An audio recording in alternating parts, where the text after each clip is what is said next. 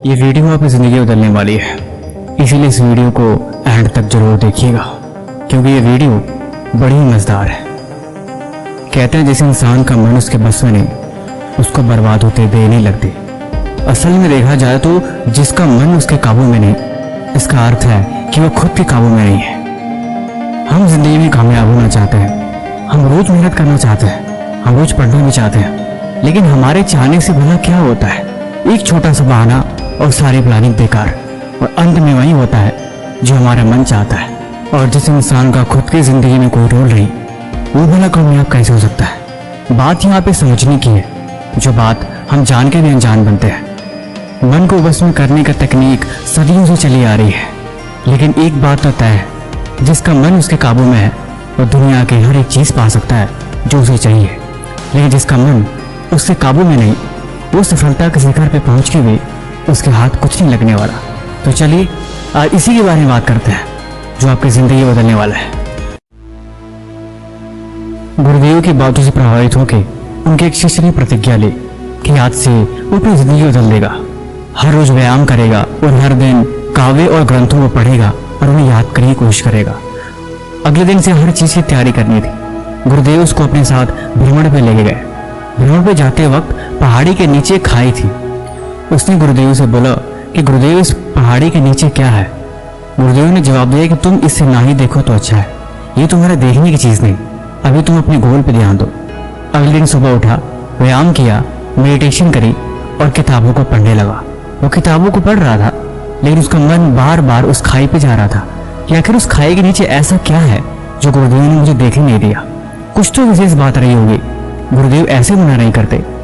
अगले दिन फिर जब गुरुदेव के साथ भ्रमण पे निकला तो उसने फिर पूछा, गुरुदेव आखिर ऐसा क्या है कि आप उस खाई के नीचे मुझे देखने नहीं देते?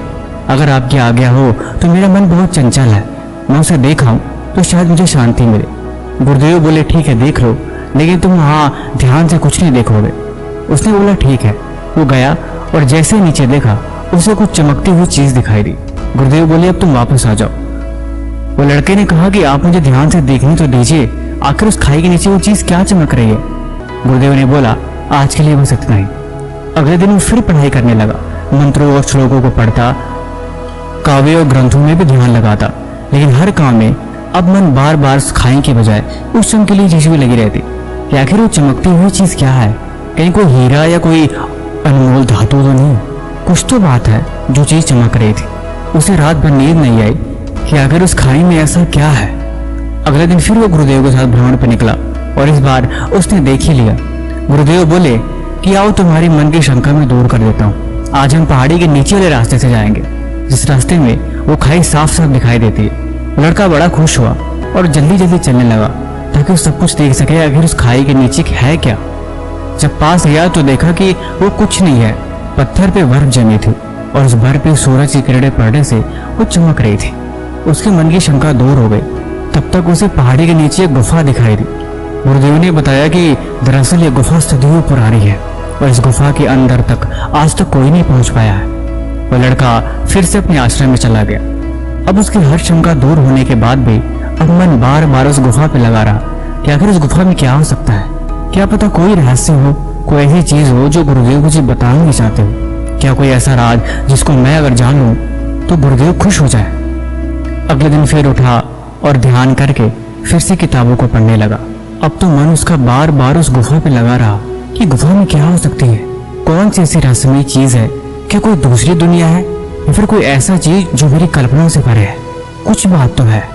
उसने सोचा गुरुदेव तो मुझे इस गुफा में जाने देंगे नहीं, मुझे चोरी से इस गुफा में जाना पड़ेगा। अगले दिन बिना बताए शाम के वक्त वो उस रास्ते पर चल पड़ा। अंदर गया तो गुफा में बहुत अंधेरा था, ऐसा मानो जैसे कि कई सौ वर्षों से कोई इस गुफा में प्रवेश न कर पाया हो। आगे चलता गया लेकिन अंधेरे में उसे कुछ दिखाई नहीं दिया। उसका पैर फिसला और जाके गड्ढे में गिर गया। दरअसल वो कोई गड्ढा नहीं, एक तरह का दलदल था जो थोड़ी देर में उसे निकलने वाला था। डर के मारे उसकी चीखें निकल गई। वो जोर से चिल्लाया, गुरुदेव मुझे बचाइए। लेकिन उस गुफा से किसी भी तरह का आवाज का बाहर जा पाना बहुत मुश्किल था। अब वो डर के मारे जोर जोर से चिल्लाने लगा और रोने लगा, गुरुदेव बचाइए, कोई तो मुझे बचाओ। गुरुदेव ने उसकी आवाज सुनी और गुरुदेव ने आके उसकी जान बचाई। बेचारा बहुत ही थका हुआ और डरा हुआ था। उसने बोला, गुरुदेव, आज के बाद मैं आपके साथ सुबह के भ्रमण के लिए नहीं निकलूंगा, मुझे क्षमा करें। गुरुदेव ने उसे अपने पास में बुलाया और उसे सारी बातें समझाने लगे।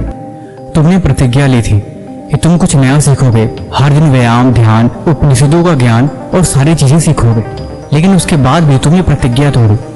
मैं तुम्हें आज यहाँ से निकाल देता हूँ, तुम यहाँ से चले जाओ, तुम्हारी यहाँ पे कोई आवश्यकता नहीं।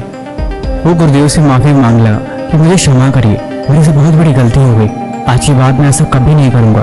मैं तो बालक हूँ, नादान हूँ, लेकिन आपको तो सब कुछ पता है, कृपा करके मुझे इसके बारे में ज्ञान दीजिए ताकि मैं अपने मन को समझा सकूं। गुरुदेव, मन तो चंचल है ही, मन का तो स्वभाव ही इधर उधर विचलित हो जाना, ऐसे में भला हम क्या कर सकते हैं। तब गुरुदेव ने बोला, मन का स्वभाव भले ही चंचल है, लेकिन जिसने कोई प्रतिज्ञा ली हो, जिसके पास एक दृढ़ संकल्प हो और जिसके रास्ते में उसका लक्ष्य क्लियर हो, उसके पास भला कहाँ फुर्सत है मन को इधर उधर भटकाने का। मन ऐसे ही तुम्हें झांसे देता है। पहले उस खाई ने तुम्हारा ध्यान आकर्षित किया, उसके बाद उस चमकीली चीज ने, उसके बाद तुम गुफा के लिए आकर्षित हो गए और अंत में मन ने तुम्हें आखिर फंसा ही दिया। अगर समय से मैं वहां नहीं पहुंचता तो तुम्हारी मौत हो जाती। मन ऐसे बहकाता है और अंत में इंसान ऐसे ही पछताता है। इसलिए जिसका मन उससे काबू में नहीं, वो हमेशा मन के जाल में फंस जाता है और आखिर में उसे रोना पड़ता है। उस लड़के ने पूछा, क्या ध्यान और योग करने से मन शांत हो जाता है? गुरुदेव ने बोला, शांत होता होगा, लेकिन मन हमेशा प्यास से शांत होता है। ये मन तुम्हारे रथ के घोड़े हैं और तुम उस रथ के सारथी हो। जैसे गाड़ी चलाने वाला अगर काबू में नहीं तो उसे गाड़ी कहीं भी दुर्घटनाग्रस्त हो सकती है, वैसे ही अगर इंसान का मन काबू में नहीं तो हर बार मुसीबत में फंसता है। इसलिए जब भी तुम किसी लक्ष्य को लेकर चलो और जब तुम उस काम को करने लगो और तुम्हारा मन तुम्हें भटकाने की सोचे, तो कभी भी तुम उसके पीछे मत भागो, हमेशा उसके बदले कुछ और काम करने की सोचो। देखो, तुम शुरुआत में मन को नहीं रोक सकते, मन बहुत जिद्दी है और मन बहुत चंचल है। इसीलिए मन की चंचलता को समझने के लिए हमेशा उसे कोई दूसरा काम देना जरूरी होता है। जब तक तुम मन को लालच नहीं दोगे तब तक वो कभी तुम्हारा काम नहीं करेगा, क्योंकि मन एक छोटे से जिद्दी बच्चे की तरह है, जिसको तुम उसकी मनचाहे चीज ना दो तो अक्सर रोने लगेगा और अंत में तुम्हें वो काम करना ही पड़ेगा। ऐसा हर बार होगा। इसलिए मन को तुम उसी तरह समझाओ। अगर तुम मन को समझा नहीं सकते तो मन हमेशा तुम्हें गलत रास्ते पर लेके जाता ही रहेगा। इसीलिए जिस काम में मन लालच दे रहा है, तुम उसके बदले कोई और जगह काम उसे करवा सकते हो। हर दिन अभ्यास करो, हर दिन मन को काबू में करने की कोशिश करो। थोड़ा थोड़ा हर दिन अभ्यास से तुम अपने आप मन को शांत कर पाओगे। जब तुम कोई मुश्किल काम करते हो, जब तुम्हें कोई चीज याद करनी होती है, जब तुम किताबों को पढ़ते हो और जब तुम मन से मुश्किल काम करवाते हो, तब मन अक्सर तुमसे पीछे जुड़ना चाहता है, जिसकी वजह से तुम कभी भी ध्यान नहीं लगा सकते और ना ही उस चीज को तुम पढ़ सकते हो और ना ही तुम उस चीज को समझ सकते हो और ना ही उस काम को कर सकते हो। इसीलिए हर दिन अभ्यास के साथ योगा, ध्यान, नई पुस्तकें को पढ़ना और शांत माहौल में रहना सीखो। यही परिवर्तन धीरे धीरे तुम्हारी जिंदगी बदल देगा। बाकी ये वीडियो आपको कैसे लगी हमें कमेंट बॉक्स में जरूर बताएं और इस तरह की और वीडियो देखने के लिए इस चैनल को सब्सक्राइब कर ले। तब तक मिलते हैं हम आपसे एक और नई कहानी के साथ अगले दिन। धन्यवाद।